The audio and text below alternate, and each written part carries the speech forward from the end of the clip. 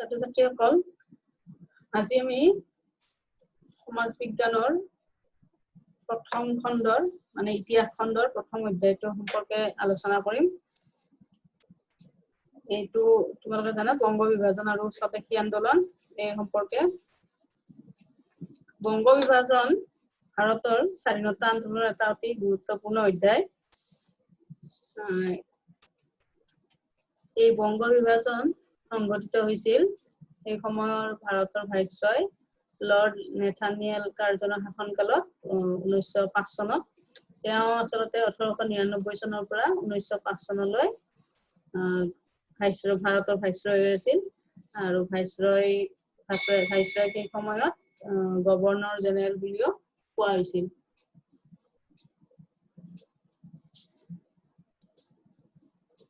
এই বংগ বিভাজন ভাৰতৰ ৰাজনৈতিক ইতিহাসৰ এটা যুগান্তকাৰী ঘটনা। বিশাল বংগ প্ৰদেশখনক দুভাগ কৰি দুখন প্ৰদেশ সৃষ্টি কৰা সিদ্ধান্তটোৱে সৰ্বভাৰতীয় প্ৰেক্ষাপটত মানে সৰ্বভাৰতীয় স্তৰত ব্ৰিটিছ শাসনৰ বিৰুদ্ধে এটা জনসংগ্ৰামৰ সূচনা কৰিছিল আৰু ইয়াকে আমি মানে কি বুলি জানো স্বদেশী আন্দোলন বুলিও জানো। আচলতে মানে ইষ্ট ইণ্ডিয়া কোম্পানীয়ে মানে ভাৰতবৰ্ষত সন্মুখীন হোৱা প্ৰথমটো ডাঙৰ বিদ্ৰোহ আছিল চিপাহী বিদ্ৰোহ। 1857 খ্ৰীষ্টাব্দত সংঘটিত হৈছিল। তাৰ পিছতে এই বংগ বিভাজনক ভাৰতৰ ৰাজনৈতিক ইতিহাসৰ দ্বিতীয়টো উল্লেখনীয় ঘটনা বুলি ক'ব লাগিব। মানে ইষ্ট ইণ্ডিয়া কোম্পানীয়ে সন্মুখীন হোৱা মানে এটা দ্বিতীয় এটা মানে ডাঙৰ এটা ভূমিকম্প বুলি ক'ব পাৰি। 19বিংশ শতিকাৰ শেষৰ ফালে আৰু 20 শতিকাৰ আৰম্ভণিতে বংগদেশত জাতীয় জাগৰণে এটা শক্তিশালী স্থিতিত উপনীত হৈছিল। জাতীয় জাগৰণ মানে ভাৰতীয়সকলে মানে বংগদেশৰ জনসাধাৰণে আচলতে মানে যেন সাৰ পাই উঠিছিল, মানে জাতীয় চেতনাৰে উদ্বুদ্ধ হৈছিল। আমি নিজকে ভাৰতীয় বুলি বা আমি এটা স্বতন্ত্ৰ এটা জাতি হিচাপে আমি কি হ'ব লাগে, আমি মানে ইংৰাজৰ পৰা মুক্ত হ'ব লাগে, এনেকুৱা ধৰণৰ মানে চিন্তাধাৰা বংগবাসীৰ মনত মানে জাগ্ৰত হৈছিল। আৰু এই বংগবাসীৰ জনজাগৰণে ইংৰাজ চৰকাৰক চিন্তিত কৰি তুলিছিল আৰু সেইকাৰণে এই জাগৰণ মষিমূৰ কৰিবলৈকে ভাইসৰয় লৰ্ড কাৰ্জনে পূৰ্ববংগৰ সৈতে মানে পূৰ্ববংগ অসমৰ সৈতে লগ লগাই পূৰ্ববংগ আৰু অসম নামৰ এখন প্ৰদেশ গঠন কৰিছিল। আনহাতে যে বাকী যিখিনি বংগদেশৰ অংশ আছিল মানে পশ্চিম খণ্ডৰ সৈতে বিহাৰ আৰু উৰিষ্যাক আগৰ দৰে ৰাখি পশ্চিমবংগ নামেৰে আন এখন বংগ প্ৰদেশ বৰ্তাই ৰাখিছিল।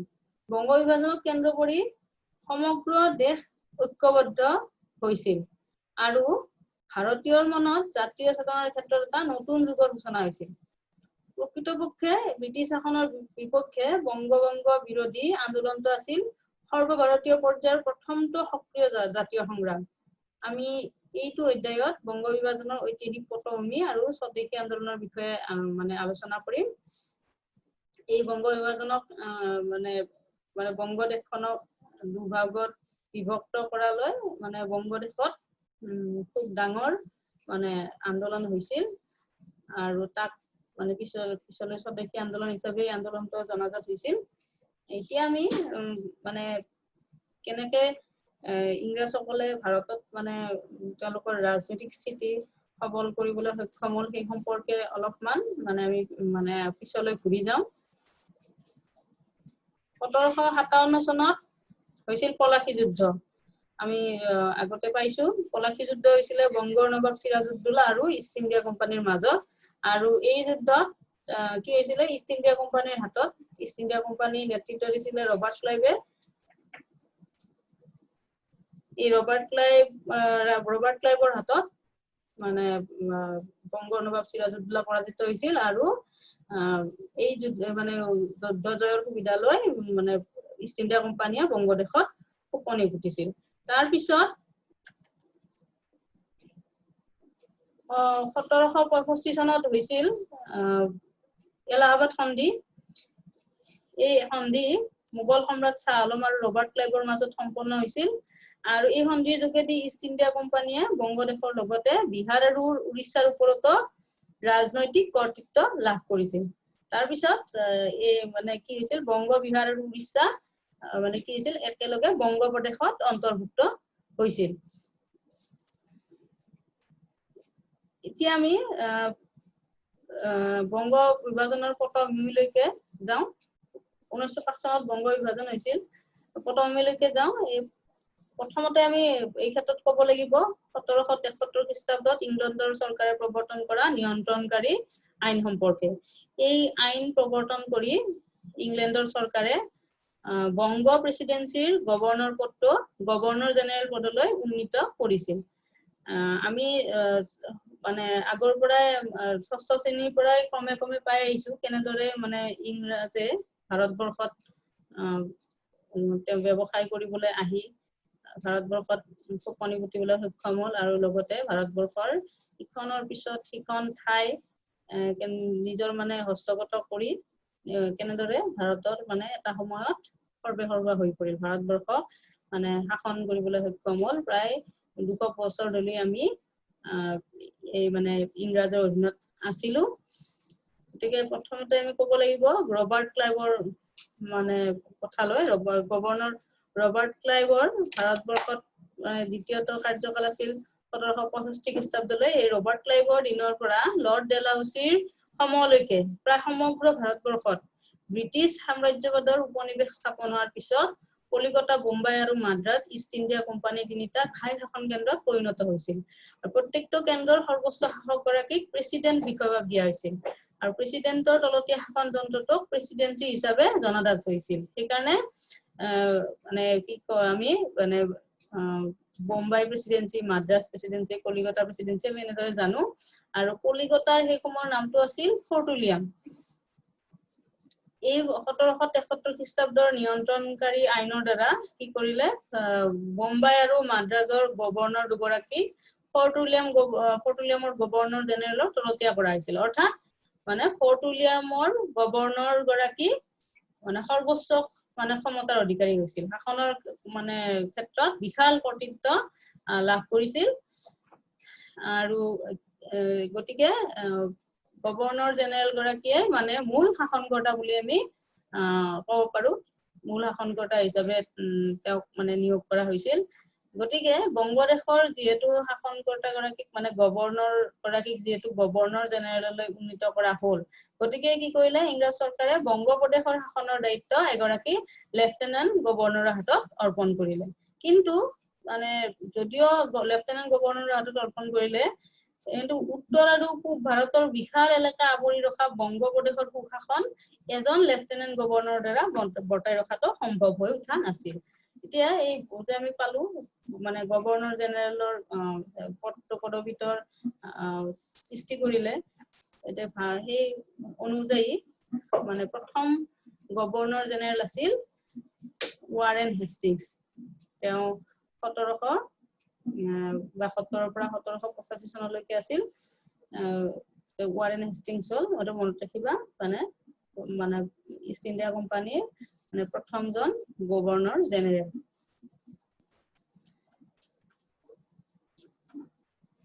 তাৰপিছত এই যে আমি গম পালো যে মানে বংগদেশকে ধৰি উত্তৰ মানে পূব ভাৰতৰ বিশাল এলেকাটো এজন লেফটেনেণ্ট গভৰ্ণৰ দ্বাৰা বৰ্তাই ৰখাটো সম্ভৱ হৈ উঠা নাছিল আৰু মানে ব্ৰিটিছে এই কথাটো মানে ভালদৰে মানে অনুভৱ কৰিলে কেতিয়া যেতিয়া মানে চিপাহী বিদ্ৰোহ হ'ল চিপাহী বিদ্ৰোহৰ পিছত মানে ইংৰাজসকলে কি কৰিলে ভাৰতীয় প্ৰশাসনিক ব্যৱস্থাটো নতুনকৈ সজাই পৰাই মানে তোলাৰ চিন্তা চৰ্চা কৰিলে আৰু সজাই পৰাই তুলিলেও আৰু সেই সময়তে ব্ৰিটিছ বিষয়াসকলৰ ভাৱ চিন্তাত বংগ বিভাজনৰ বিষয়টোৱে ঠাই পাইছিল ইংলেণ্ডৰ গৃহ চৰকাৰ আৰু ভাৰত চৰকাৰৰ মাজত বিস্তাৰিত আলোচনাৰ পিছত পূব ভাৰতৰ এটা বিশাল এলেকাক বংগদেশৰ পৰা বিচ্ছিন্ন কৰাৰ সিদ্ধান্ত গ্ৰহণ কৰা হৈছিল এই উদ্দেশ্য আগত ৰাখিয়ে কি হৈছিল মানে ব্ৰহ্মপুত্ৰ উপত্যকাৰ 6খন জিলাৰ এইকেইখন হ'ল গোৱালপাৰা কামৰূপ নগাঁও দৰং শিৱসাগৰ আৰু লখিমপুৰ তাৰ সৈতে খাচিয়া জয়ন্তীয়া পাহাৰ তাৰপিছত গাৰো পাহাৰ নগা পাহাৰ কাছাৰ আৰু শ্ৰীহট্টক সংলগ্ন কৰি মানে 1877 চনৰ 7 ফেব্ৰুৱাৰী তাৰিখে অসম নামৰ এখন প্ৰদেশ গঠন কৰা হৈছিল। মানে অসম প্ৰদেশ মানে অকল মানে আমাৰ ব্ৰহ্মপুত্ৰ উপত্যকাই নহয়, তাৰ লগত এই গোটেইবিলাক আছে, খাচীয়া জয়ন্তীয়া পাহাৰ, গাৰো পাহাৰ, কাছাৰ, চিহ্ন, নগা পাহাৰ সকলোখিনি আছে। এনেকে অসম নামৰ এখন প্ৰদেশ গঠন কৰা হয়। আৰু এই নৱগঠিত প্ৰদেশখনৰ কাৰণে এটা মুখ্য আয়ুক্ত বুলি নতুন পদবী এটাৰ সৃষ্টি কৰা হ'ল। সৃষ্টি কৰি কি কৰিলে, কৰ্ণেল R.H. কিটিনজ মানে এই প্ৰদেশখনৰ মুখ্য আয়ুক্তৰ দায়িত্বভাৰ অৰ্পণ কৰা হৈছিল। এই নতুন মানে প্ৰদেশখনৰ মুঠ এলেকা আছিল 54,100 বৰ্গ মাইল আৰু জনসংখ্যা আছিল 41,50,000। তেওঁ R.H. কিটিনজ 1877 চনৰ পৰা 1878 চনলৈ মুখ্য আয়ুক্ত হৈ আছিল। এইজন হল কৰ্ণেল R.H. কিটিনজ, জন্ম 1825 চনত আৰু মৃত্যু হৈছিল 1904 চনত। গতিকে তোমালোকে এইটো মনত ৰাখিবা।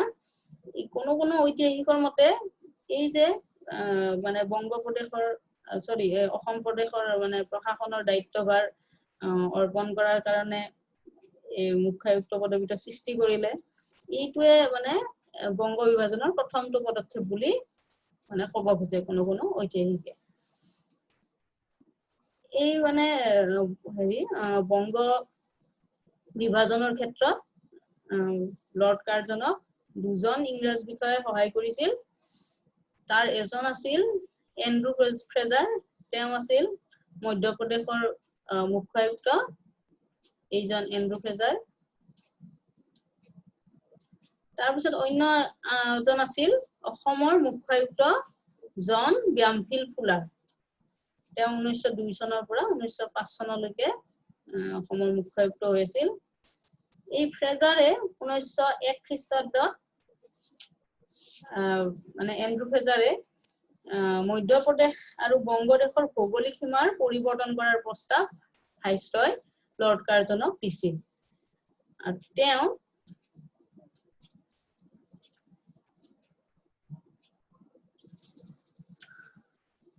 তেওঁ মানে বংগদেশৰ এই 7,80,00,000 বৰ্ধিত জনসংখ্যাৰ বিষয়টো উল্লেখ কৰি সম্বলপুৰ আৰু উৰিষ্যাক বংগপ্ৰদেশৰ পৰা বিচ্ছিন্ন কৰি মধ্যপ্ৰদেশৰ লগত সামিল কৰাৰ প্ৰস্তাৱ দিছিল। আৰু সেই একে সময়তে অসমৰ মানে মুখ্য আয়ুক্ত এই জন ব্যামফিল্ড ফুলাৰেও কি কৰিছিল, মানে চাহ ব্যৱসায় সম্প্ৰসাৰণৰ স্বাৰ্থত মানে অসমৰ লগত চট্টগ্ৰামক সংলগ্ন কৰাৰ প্ৰস্তাৱ দিছিল। চাহ ব্যৱসায়ৰ কথাটো কিয় আহিল, কাৰণ এই অসমত মানে সেই সময়ত কি হৈছিল, চাহ খেতিৰ সম্প্ৰসাৰণ ঘটিছিল আৰু এই চাহ খেতিৰ সম্প্ৰসাৰণ ঘটাইছিল ইউৰোপীয় চাহ খেতিয়কসকলে।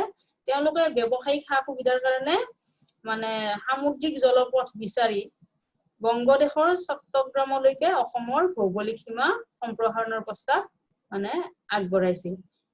তাৰপিছত মানে এই উদ্দেশ্য আগত ৰাখি আচলতে মানে ফুলাৰে মানে লৰ্ড কাৰ্জনক চট্টগ্ৰামক সংলগ্ন কৰাৰ প্ৰস্তাৱ দিছিল।